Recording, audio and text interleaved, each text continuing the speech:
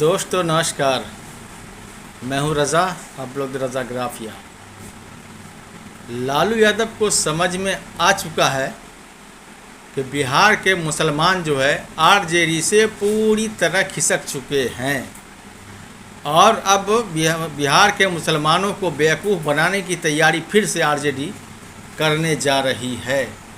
और सभी मुस्लिम नेताओं को, जिसको कभी तवज्जो नहीं दिया आरजेडी के लोगों ने, नौमी फेल ने, जब से नौमी फेल आया है सियासत में तब से मुसलमानों को उन्होंने कभी भाव नहीं दिया, क्योंकि वो जानता था कि मुसलमान जो है सिर्फ दरी बिछाने के लिए पैदा हुआ है और हमारी गुलामी करने के लिए पैदा हुआ है। एक बार आवाज़ देंगे सारे मुसलमान दौड़े दौड़े हमारे पास चले आएंगे और हमको वोट करेंगे।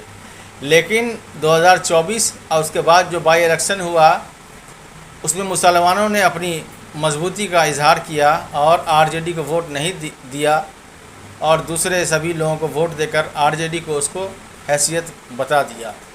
तब से आरजेडी को समझ में आ चुका है कि मुसलमान अब हमारे बहकाने में आने वाले नहीं हैं। तो मुसलमानों ने लालू यादव ने नया सियासी चाल चला है। हिना साहब के साथ मीटिंग की है और हिना साहब को ऑफ़र दिया जा रहा है, अभी भी ऑफ़र ही चल रहा है। हिना साहब ने अभी तक हाँ नहीं कहा है, उनको ऑफ़र ही दिया जा रहा है, आपके साथ ये कर दिया जाएगा, आपको वहाँ बैठाला जाएगा, आपको छपरा सीवान की सारी विधानसभा की सीट दिया जाएगा जिस पर आप कैंडिडेट खड़ा करेंगी। उसामा साहब को विधानसभा भेजा जाएगा, आपको राज्यसभा दिया जाएगा और तरह तरह की बातें की जा रही हैं। लेकिन अब एक नई खबर निकल के आ रही है दोस्तों। खबर ये आ रही है कि लालू यादव को समझ में आ गया है कि मुसलमान अब भी हमसे जुड़ने के लिए तैयार नहीं है, क्योंकि हिना साहब को जो हमने लॉलीपॉप दिखाया है वो उससे मुसलमान संतुष्ट नहीं है। इसीलिए लालू यादव ने AIMIM से गठबंधन करने का जो फैसला किया, फैसला कहिए या सियासी ड्रामा कहिए, ये जो कहिए, चूँकि उनको समझ में आ चुका है कि मुसलमान कई हिस्सों में बढ़ चुके हैं, कुछ MIM के साथ जा चुके हैं, कुछ हिना साहब के सपोर्टर हैं, कुछ और हमसे नाराज़ हैं। तो सभी मुस्लिम जमात को, चाहे MIM हो, हिना साहब, सभी को समेटना, सारे मुस्लिम वोट बैंक को समेटना चाह रही है। क्योंकि जब से प्रशांत किशोर आए हैं तो और नया खतरा पैदा हो चुका है, क्योंकि प्रशांत किशोर ने ऐलान कर दिया है कि इस विधानसभा चुनाव में, 25 के चुनाव में मुसलमानों को 70 सीट टिकट देगी।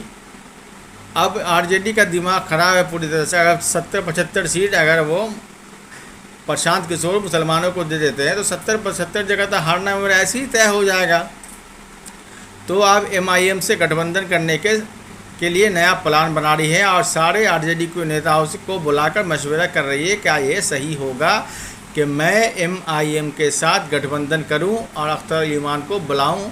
इसके लिए आरजेडी के सारे नेता ने भी कहा कि जी सर, एकदम सही बात है, आप MIM से गठबंधन करेंगे तभी सारे मुसलमान एक तरफा होके आपको वोट देंगे, वरना अगर गठबंधन नहीं करते हैं MIM के साथ तो मुसलमान वोटर आपको छिटक जाएगा। और दूसरे कितनी भी जातियाँ को आप जोड़ लीजिए, कुशवाहा को जोड़िए, मल्लाह को जोड़िए, किसी भी जाति को, थोक में जो मुसलमानों का वोट गिरता है वो वोट आपको मिलने वाला नहीं है। छिटपुट वोट मिल सकता है, 200 वोट, वो अलग बात है, लेकिन जो थोक में मुसलमानों का 18% वोट मिलता है वो मिलने वाला नहीं है। इसलिए MIM से गठबंधन कीजिए।